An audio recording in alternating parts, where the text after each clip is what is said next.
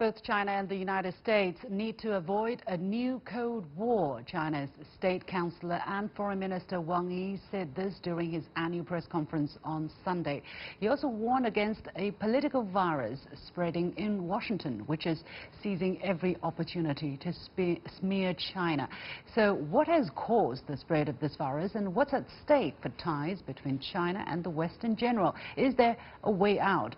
I'm pleased to be joined by journalist and scholar Martin Jakes, until recently a senior fellow at Cambridge University's Department of Politics and International Studies. He's also the author of When China Rules the World, The End of the Western World and the Birth of a New Global Order. Martin, it's good to have you with us once again. So is China-U.S. relationship at the lowest point already at this moment? Well, it's certainly at the lowest point since 1978.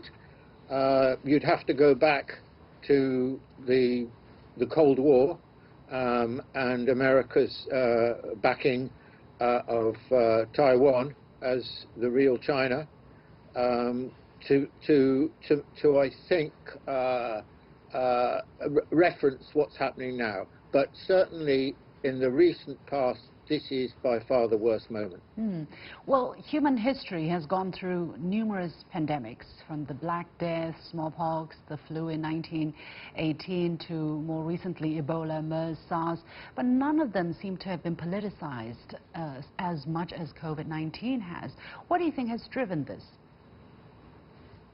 Well, I think that what happened was that COVID-19 became the stage, if you like, in which the underlying problem in the relationship between the United States and China was articulated. So COVID-19 was immediately part of that drama rather than causing that drama. It's just a new phase in it, and of course the result of it has been to worsen the relationship still further. What China-U.S. ties have been rosier if it had not been, if COVID-19 never emerged? What could have happened otherwise? Or is the virus simply the straw that broke the camel's back? Well, I think that COVID-19 has just played a kind of, in a way, a walk-on part in a longer term and overarching process, which is the deterioration in the relationship between the United States and China, which dates certainly from Trump's assumption of the presidency, or indeed Trump's election campaign in 2016. But there were already signs of this process before that as well. In a previous interview, you made this comment on the Western view of the Chinese political system. You said until quite recently, I think it was a no-brainer in the West. The Chinese political system had nothing to command. It was essentially illegitimate in the Western eyes, but there has been definitely a shift. The nature of that shift is that because of China's profound transformation, there is a kind of respect now, still a grudging respect, but nevertheless the beginning of respect, and I think it will continue. So you said that in 2017, if I'm correct. How does this level of respect stand now? Well, I'm afraid the last sentence of what I said has not really been borne out, because it has that respect, that very limited and grudging respect has not continued, and now we're in, as far as the United States is concerned, full attack mode on China. I mean, basically, I look at it like this, that there was in the West, there was a relatively benign period between about 2000 and 2012, 2013, 14, something like that, when the West began to see China in a more benign way. And I think there were several reasons for this. People were impressed, very impressed by China's economic growth. They were extremely impressed by the reduction in poverty, and they could see that China was becoming also an opportunity for Western economies. And that process, that atmosphere came to a juddering halt in 2016 and 2017. And although this kind of acceptance or acquiescence or grudging respect for China's political system, which had never really been clearly articulated, it was around the edges of this improvement in relations, it immediately was dissipated. And I think the key thing here is to remember that, in a way, China's governance system is a distillation of a fundamental difference between Western history, cultures, contemporary politics, and those of China. In other words, in some ways you could say, well, actually the governance system, it sums up the civilizational difference between the two. So it was always going to be a difficult path to traverse, because fundamentally, and we can see this very clearly now, the West has never accepted any form of modernity except Western modernity. Yeah. Well, on the part of China, in the past few years, we were talking about concepts of a rising China and China the new rising power, even power shifts from the West to the East. Well, all of these are arguable points for historians. It is visible that China has achieved a lot, as you just said. That has probably got on some people's nerves and led to comments like the wolf warrior diplomacy or diplomats. In your opinion, has China been too proud or too explicit, too assertive?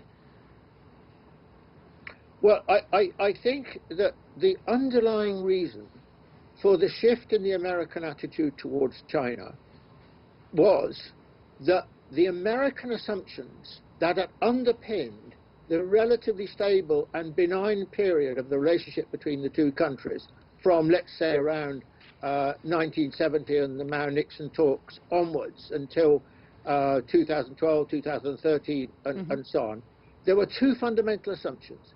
One, on the American side. One was that China would never be a serious economic threat to the United States. And secondly, as China modernized, it would increasingly westernize. And there was a realization in the latter stage of that period, growing recognition that actually both assumptions were wrong.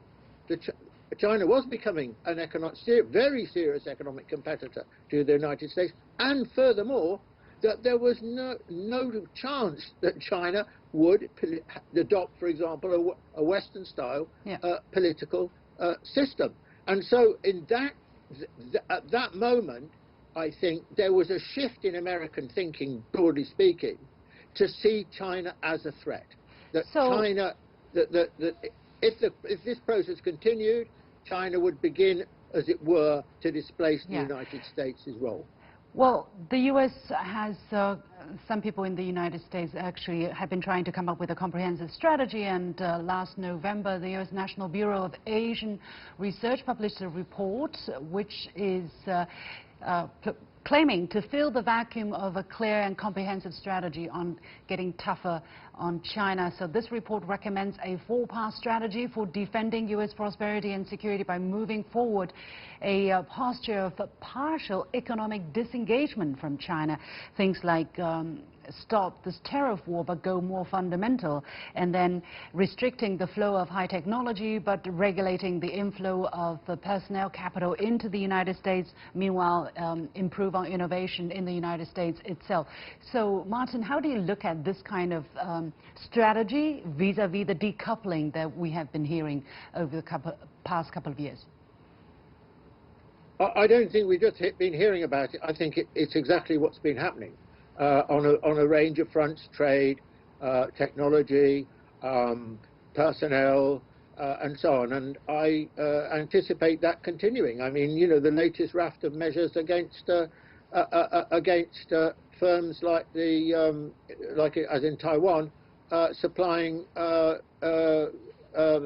semiconductor chips to Huawei, and which is going to be a big problem for Huawei. So I think this process, quite frankly, is going to continue. What we don't know is how far it's going to go.